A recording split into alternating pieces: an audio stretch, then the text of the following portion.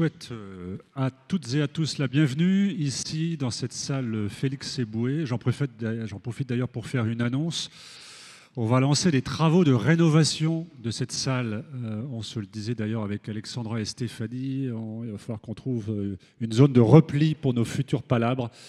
Mais sachez qu'on va lancer des travaux de rénovation. Cette salle en a bien besoin d'ailleurs. Des travaux de rénovation qui vont durer 5 mois et qui vont nous amener jusqu'au mois de mai 2026. Donc pour ceux qui ont des réunions, rassemblements programmés dans cette salle, il va falloir trouver des solutions alternatives.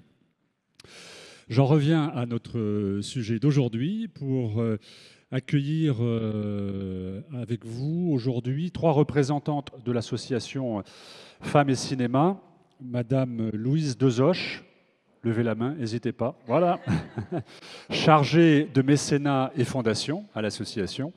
Madame Zoé Roès, qui est chargée de projets culturels. Et Madame Anna Lodéo, qui est chargée de diffusion et de projets culturels à l'association. Ça va, je ne me suis pas trompé ? Ouais, impeccable. L'association Femmes et Cinéma a lancé en 2022 un projet qui s'intitule Séquence Femmes, qui est un projet d'éducation à l'image ouvert à tous les lycéens de France et y compris ouvert aux territoires ultramarins. Il s'agit, et elles vous en parleront mieux que moi, hein, mais il s'agit de traiter des questions de discrimination et de violence faites aux femmes au travers notamment de réalisation de films par les jeunes.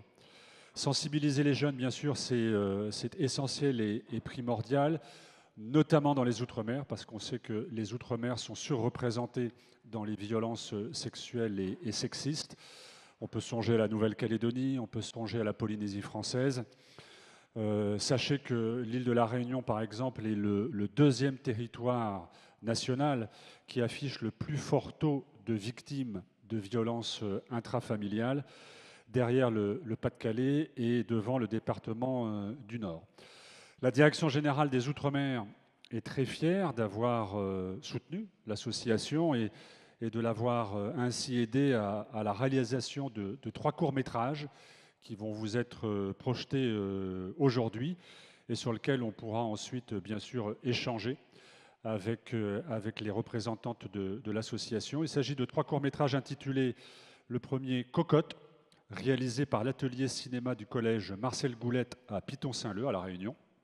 Le deuxième, il s'agit de Bâtiment Rose, réalisé par les élèves de première bac pro du lycée Léon de l'Épervenche au Port, à La Réunion. Et enfin, le dernier court-métrage, c'est Les pas d'un homme libre, réalisé par la classe de première cinéma du lycée Raoul-Georges Nicolo à Basse-Terre, en Guadeloupe. J'ai trop parlé. Et maintenant, je vous cède la parole. À vous. Merci beaucoup. C'était très clair. Je vais rajouter quelques petites choses, mais c'était déjà assez complet. Donc effectivement, l'association, elle existe depuis 2014. Elle a été créée à l'origine par 2 productrices de cinéma avec pour but de parler des violences dans le cinéma. Et assez rapidement, dans les premières années, elles se sont rendues compte que... quelque chose d'évident, mais des violences, il y en a partout, pas que dans le cinéma, dans tous les milieux, dans toutes les industries. Par contre, le cinéma est un outil, une arme magique pour en parler, pour les adresser, pour réécrire certains narratifs, parce qu'il a été du mauvais côté, on va dire, pendant assez longtemps, au sens où les représentations cinématographiques problématiques des violences ou tout simplement des discriminations et des stéréotypes sont extrêmement présentes, encore aujourd'hui. Donc voilà, l'idée c'était de prendre les images et de s'en servir au lieu de répandre les stéréotypes, pour lutter contre. Et pour ça, on a voulu les mettre dans les mains des personnes directement concernées, c'est-à-dire les jeunes principalement. Tous nos projets sont mixtes, s'adressent aux garçons et aux filles parce qu'on trouve ça extrêmement important d'impliquer évidemment aussi les hommes dans ce processus. Voilà, et donc on est très fiers de maintenant faire participer tous les territoires d'outre-mer, bientôt tous les territoires d'outre-mer au projet. On a réalisé du coup effectivement un premier film à La Réunion il y a 3 ans, un deuxième film à La Réunion, un film en Guadeloupe cette année que vous allez voir, qui est une exclusivité puisqu'il n'est même pas encore diffusé sur France Télévisions. Donc voilà, en parlez pas trop. Et on est très très fiers de pouvoir réaliser cette année 3 films en Outre-mer, en plus des 5 films en Hexagone. Donc on va accompagner 3 classes, une à La Réunion, une en Guadeloupe et une en Martinique. Et l'année prochaine, c'est 5 classes, donc un par Drôme. Et l'idée, c'est de faire en sorte que le projet soit du coup 5 films en Hexagone, 5 films dans les territoires ultramarins pour toutes les années à venir. Et on espère que ça sera possible. Voilà, j'ai aussi beaucoup parlé, donc je pense que je vais laisser la place au film. Et après, si vous avez des questions, on pourra y répondre avec plaisir. Merci beaucoup.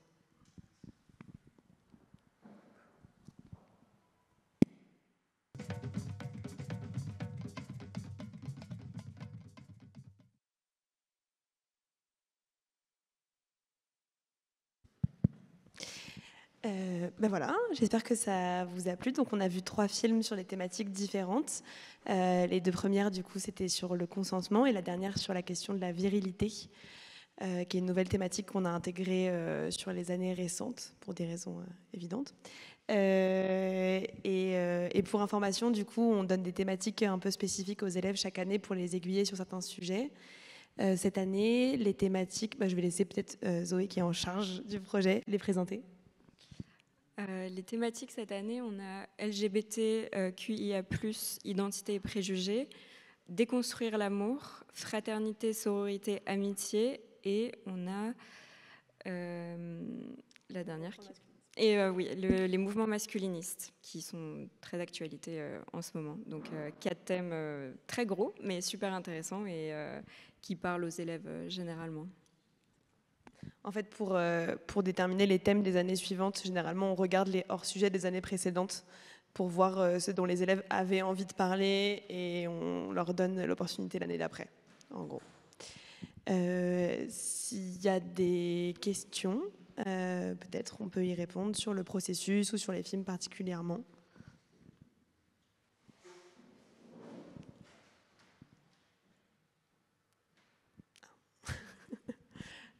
Sans obligation, juste pour information du coup. Ah, il y a une question là-bas.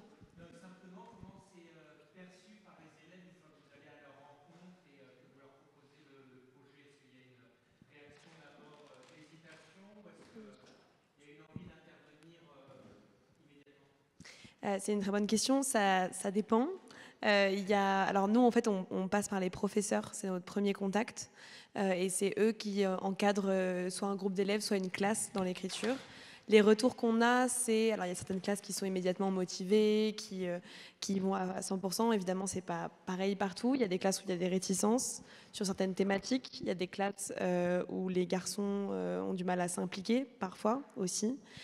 Et au contraire, parfois, on a des classes où c'est pas l'inverse, mais je pense à une classe particulièrement, une classe de garçons en mécanique, uniquement de garçons, qui a décidé de participer au projet et qui du coup a interviewé la seule fille de leur spécialité dans une autre classe et qui ont écrit le film sur elle. Et elle a joué du coup son propre rôle dans un film sur une jeune mécanicienne qui doit gérer le stéréotype dans son métier. Donc c'est très large, c'est très différent. Nous, on utilise le cinéma un peu pour les appâter. Avec le côté de la diffusion sur France Télé, on a de la chance, tous nos films sont diffusés sur France 3. Donc ça permet d'enrober un petit peu la question de la sensibilisation dans la culture en fait et dans l'art. Mais en tout cas, les professeurs sont assez tous d'accord pour dire que sur la fin du projet, il y a un vrai impact et on voit le changement des mentalités chez les élèves. Et parfois, il y a des élèves pour qui c'est encore plus important de faire le projet parce que c'est des histoires personnelles. Ça leur arrive d'avoir envie de parler de sujets qui les concernent directement. Et dans ce cas-là, c'est encore plus gratifiant de voir le résultat et de voir que ça peut toucher un public plus large, y compris d'autres élèves. Je poursuis la question. Au-delà des élèves, comment c'est perçu par les familles et les parents s'il s'agit de lycéens ou de collégiens?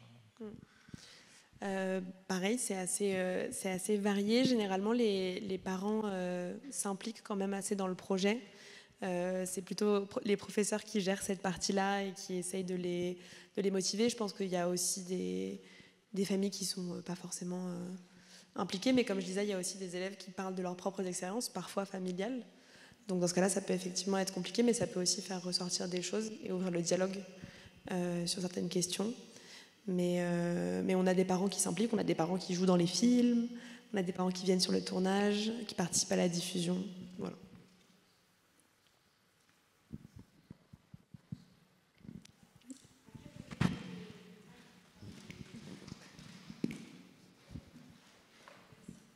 À quel degré les élèves sont impliqués dans la réalisation du film? Donc je comprends qu'ils sont impliqués pour le scénario, mais est-ce qu'ils choisissent aussi les acteurs? Enfin, comment ça se passe? Ils sont impliqués de A à Z, donc déjà c'est eux qui écrivent le scénario en classe. Ensuite, on a une rédactrice qui va les accompagner dans la réécriture, donc pour peaufiner un petit peu, pour le rendre un peu plus professionnel. Ils sont impliqués dans absolument tous les stades, donc ils participent à la réécriture, au casting, à la préparation du...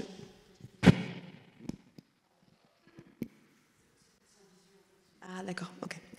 Merci. Donc ils sont impliqués dans le casting. Parfois ils jouent dans le film, c'est eux qui choisissent s'ils veulent jouer ou s'ils veulent plutôt prendre des acteurs extérieurs. Et il y a 3 jours de tournage où ils sont du coup épaulés par une équipe professionnelle, avec du matériel professionnel, voilà, comme sur un vrai court-métrage.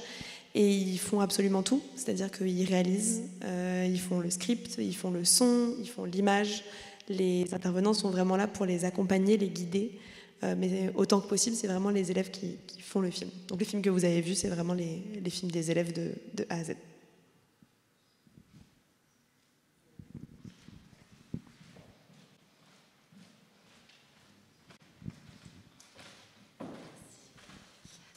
Est-ce que vous avez eu besoin de sensibiliser parfois les jeunes au moment où vous annoncez les thématiques? Parce qu'il y a peut-être des thématiques qui ne sont pas connues, mal connues. Il peut y avoir comment dire, que ce ne soit pas des thèmes qui fassent très plaisir aux élèves parfois. Voilà. Généralement, nous, on propose aux professeurs de commencer par la présentation des thématiques, donc d'expliquer le projet, et ensuite de commencer par explorer les thématiques pour choisir celles dont ils veulent traiter, sachant qu'ils peuvent traiter de plusieurs thématiques en même temps. Et on leur fournit justement de la documentation, des fiches thématiques, on leur donne les films aussi, qui peut être un bon premier contact avec certaines thématiques. Et oui, la partie sensibilisation est une grosse partie du projet, et c'est tout le début, généralement. C'est le premier point d'accroche. Donc effectivement, bien sûr, parfois, il y a des gros débats en classe, on a des retours d'élèves qui ne sont pas du tout d'accord, mais parfois, ça fait aussi ressurgir des problématiques dans la classe, en fait, et ça peut permettre de les régler, en tout cas de les apaiser.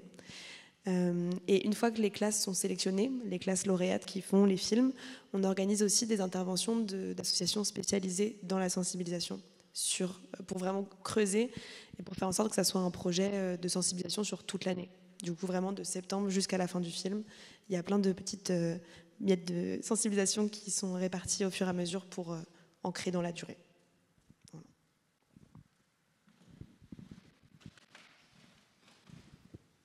Oui, bonjour, merci. On comprend de ce que vous dites que vous avez fait d'autres films avant. Est-ce qu'on peut les trouver quelque part? Est-ce qu'ils sont en ligne, s'il vous plaît? Alors, ils ne sont pas en ligne. On a un catalogue qu'on met à disposition de tous les professeurs de collège et de lycée gratuitement pour qu'ils puissent les diffuser. Mais comme on a ce partenariat avec France Télé, ils ne sont pas juste disponibles en ligne. Mais on met le catalogue à disposition assez fréquemment, y compris dans le cadre de diffusion comme aujourd'hui, notamment pour les partenaires. Voilà. Et parfois, il y a des projections dans des festivals ou dans des événements aussi en région parisienne. Bonjour et merci pour cette action qui illustre quand même un problème de fond souvent dans notre jeunesse. J'ai souvenir d'informations, notamment quand j'étais au RSMA de Mayotte, qui créaient des véritables chocs de perception au sein des jeunes qu'on accompagnait, puisqu'ils avaient, en fait, pour la première fois, ils ouvraient les yeux sur quelque chose qui était interdit, sur une obligation de consentement, sur des relations de violence sexuelle ou sexiste qui n'étaient pas perçues ni par l'homme ni par la femme. Et une fois qu'on leur disait non, ce n'est pas acceptable et ça ne continuera pas comme ça. Et en fait, la prise de conscience était parfois violente, où derrière une conférence, eh bien, c'était des jeunes filles qui allaient consulter, c'était des associations qui ensuite intervenaient pour reconstruire. Est-ce que vous-même avez eu ces expériences de choc de perception avec des écarts très forts entre ce que vous apportiez et ce qui était compris sur place? Je pense que dans le cadre de l'éducation à l'image, c'est peut-être moins le cas au sens où c'est sur base de volontariat. Donc c'est les professeurs qui sélectionnent les élèves qui sont motivés pour le projet. Donc on a généralement soit des professeurs très motivés qui du coup font d'autres actions, et c'est généralement des professeurs documentalistes par exemple qui sont très actifs dans leur établissement, donc un public qui est déjà en cours de sensibilisation, on va dire. Ce qui arrive plus souvent, c'est un choc au sein de la classe quand c'est un groupe d'élèves motivés qui demande aux professeurs de participer et toute la classe entre dans le projet. Il y a des élèves qui refusent de participer, qui n'ont pas forcément envie ou qui commencent et qui ensuite se démotivent. Et comme on fait vraiment sur base de volontariat et qu'il n'y a rien d'obligatoire, ça arrive qu'on perde des élèves en cours de route, ce qui est très dommage. Mais bien plus souvent, ce que les professeurs nous rapportent, c'est que comme c'est du temps d'échange en classe, c'est très cadré. Et du coup, on a plus souvent des élèves qui sont sensibilisés que des élèves qui se démotivent. Et c'est un peu la force du projet à nos yeux, c'est que c'est un dialogue entre jeunes, que ça soit au moment où ils font les films, que même dans la diffusion, c'est des films faits par les jeunes qu'on montre à des jeunes. Et voilà, c'est un langage qu'ils ont entre eux et que nous on peut être extérieur à ça. Et c'est la sensibilisation qui fonctionne le mieux au sein des classes.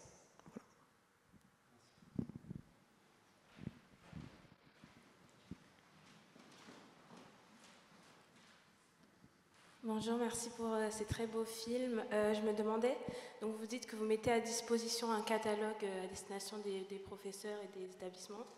Est-ce que vous allez chercher les établissements, enfin comment vous créez vos partenariats avec eux pour toucher le maximum de jeunes? Parce que vous dites que la plupart de ceux qui participent sont sensibilisés.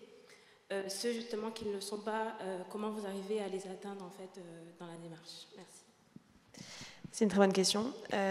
On est ouvert à tous les établissements. Mais on fait la prospection qu'on fait en tant qu'association, dont Zoé est en charge en ce moment même. On la fait principalement auprès des lycées professionnels, des lycées en QPV, des lycées de zone rurale, avec cette logique de plus on a d'inscrits dans ces territoires, plus on a de chances que les films soient sélectionnés, parce que les classes sont sélectionnées purement sur le scénario. Le jury n'a accès à aucune autre information. Et ça marche plutôt bien, parce que du coup, on travaille tous les ans avec une majorité de lycées professionnels, de lycées en QPV et en zone rurale. Ce qui fait que, quand je disais sensibiliser, je parlais plutôt des professeurs qui sont généralement déjà sensibilisés, et c'est vraiment nos points d'ancrage pour ensuite étendre le message aux élèves. Voilà. Donc on a une politique d'être ouvert à tous, mais on fait une prospection vraiment plus particulièrement sur les lycées pro, aussi parce que c'est toujours des scénarios très riches. Et c'est souvent des élèves qui mettent d'eux-mêmes beaucoup dans le film, qui ont envie de parler de leur spécialité, par exemple. On a eu une classe sport-études surf qui voulait faire sur les violences dans le surf spécifiquement, et ça a fait un film très original, très intéressant. Donc voilà, c'est très important pour nous, et ça fait souvent des très beaux films avec des très beaux messages.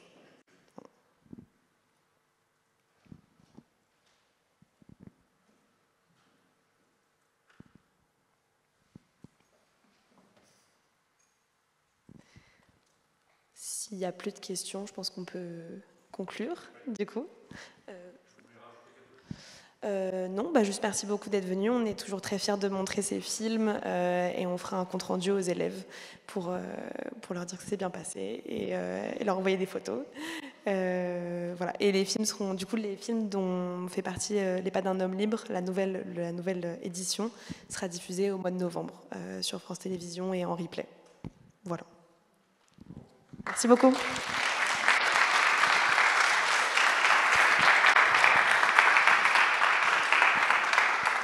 Merci beaucoup à toutes les trois. Rendez-vous pour les prochaines palabres le 28 novembre. Nous accueillerons Isabelle Autissier, qui est navigatrice, autrice, et qui viendra nous parler des terres australes et antarctiques françaises, parce que pour votre bonne information, en 2025, nous fêtons les 70 ans des TAF qui ont été créés en 1955. Donc rendez-vous le 28 novembre. Merci, bon après-midi.